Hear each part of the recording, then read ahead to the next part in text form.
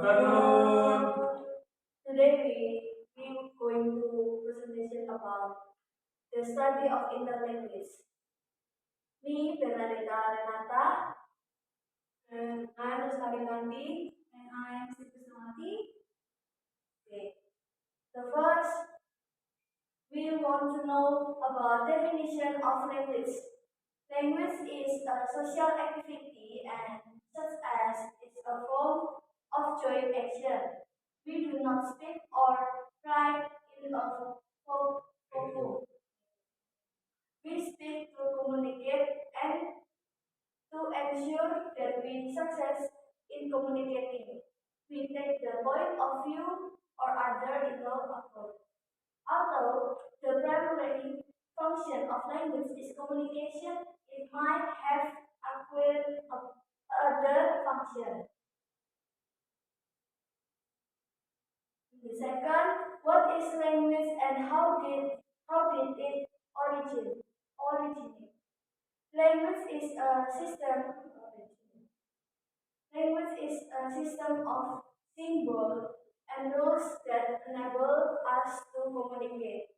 Symbols are things that stand for other things, words, either written or spoken, are yes, as are symbols.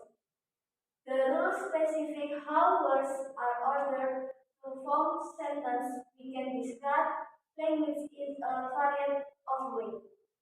For example, we can talk about sounds of the language or the meaning of words of the grammar that determines which sentence of language are legitimate. The, this type of dis- distinction distinction are fundamental in linguistics, and the different aspects of language have been given special name.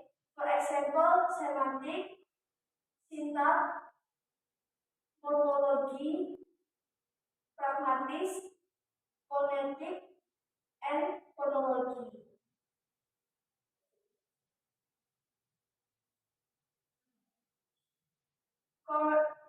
Order state that the learned language could be considered as a dialogue in the linguistic sense. It means that language which share some rules of grammar become dialect. Based on this claim is that the language A and language B, as illustrated, are in dialect relation which led to EEM,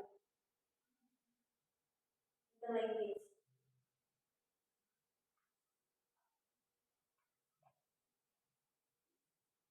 There are a number of ways in which teachers have regard the errors made by the learners. First, lack of attention or poor memory. So the teacher must be teaching the point in questions using the same teaching procedures and materials as were used initially. The second, the influence of the mother tongue on the learning process is interference. So the teacher explained this before they occur, and thus by suitable techniques of teaching, they prevented perhaps from occurring. The study of interlanguage is the study of the language system of the language learners. The terms interlanguage, such as that the learner's language, will show systematic feature both of the target language and the other language he may know, obviously of his mother tongue. The third approximative system, on the other hand, stress the goal-directed development of the learner language toward the target language system. The other term, transitional competence, borrowed the notion of competence from Chomsky and emphasizes that the learner holds a certain body of knowledge, which we constantly developing, which underlies the utterance he makes and which is task of the applied linguist to investigate. In recent years, two tendencies can be observed. There are an increase of interest in the study of learners in informal settings of language learning. On the other hand, in the devising of technique for getting at the learner's knowledge more directly than by inference from his functional constraint in the classroom. These techniques take the form of elicitation procedures of various sorts. Second, they have the objective of requiring the learner to reveal what he knows. That is, his transitional competence or approximative system by responding to various types of text. These procedures are, of course, different in form and intention from test device to measure the learner knowledge of the target language system. Their objective is descriptive, not evaluative. This is elicitation, a technique familiar to the linguist with working with native speaker, uh, speaking informants in the field and textual form, getting the information in getting the informant to produce data of any sort to produce data incorporating particular features in which the linguist is interested at that moment.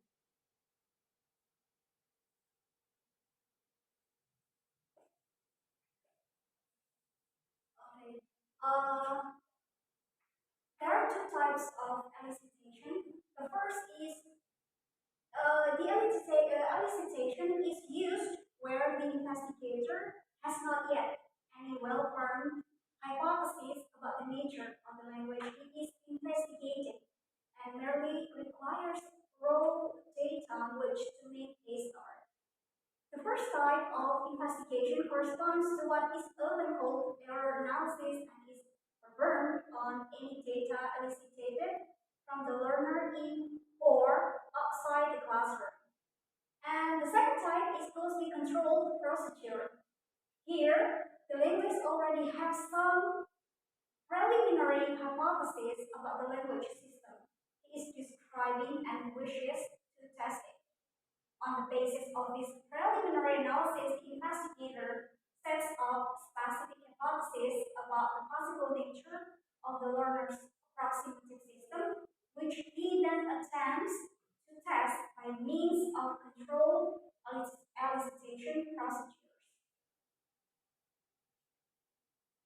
So this is the end of the. It should be the heart of the study of interlanguage. So, what is the study of interlanguage? The study of interlanguage is the study of natural processes of language learning. And what has been discovered so far suggests that the nearer we can approximate language teaching to the learning of second languages in an informal setting, the more successful we shall be. So, we need to teach sign languages in informal shape rather than in formal shape because informal more getting the learners acquire fully or fluently and expedite more rather than informal setting. And the third, teacher have to decide when correction is necessary to acquire the correct forms of the target language. Hypothesis about the process of language learning. The learner is creating for himself an account of the structural properties of the target language, what is grammar on the basis of his interaction with the data he is exposed to. So he creates his own personal grammar. Second is this hypothetical grammar requires confirmation or refutation. Its validity both receptively and productively. What is receptively? It means by using it for the interpretation of utterances made in the target language by his teachers or native speakers.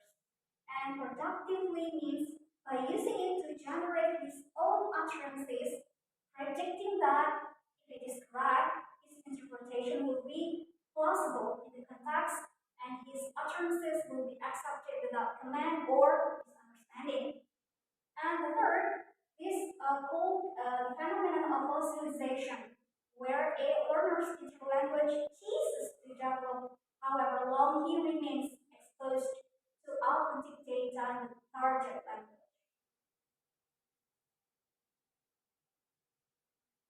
So here is some studies in the United States have shown that second language learning in young children do show the same formal properties as the language development of infants acquiring the same language as a mother tongue. The influence of the mother tongue in adult learners, particularly if they are educated introverts, seems to be strongest. The principal striking characteristic of interlanguage systems in linguistic terms is reduced or simplified systems when compared with standard institutionalized languages. And fourth, the free learner concentrates on the data's communicated properties as a semantic challenge, while the captive learner approaches it as a structural problem. It means as a formal challenge.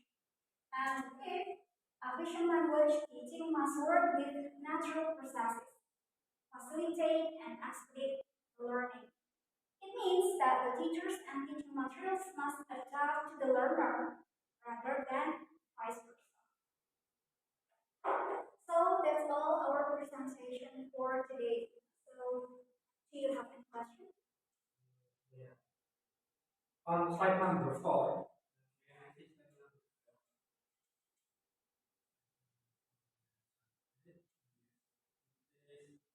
say that set of rules link of language B and A means it is different language, right? So if we combine it together, then the intersect of the language. Can you give example what kind of language uh, what happen new dialect it becomes a new dialect like the intersect of it? Can you give example? Uh, like and can you give example of the word how to they speak?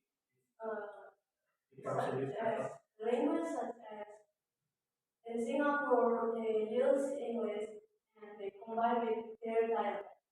So in Singapore, they have Singlish, which is English in Singapore with different dialect from English and, originally.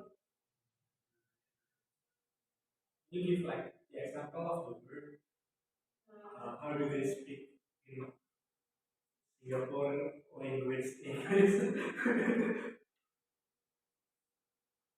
um,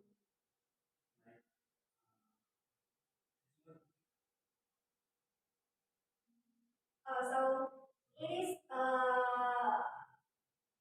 the interlanguage systems means there are two different dialects between English and Malay in this case. So some sentences that utter with maybe we can we can buy so there are accent or dialects in Malayu in the end of sentence. Okay, I understand. Thank you for the explanation. Thank you. Another question? Next.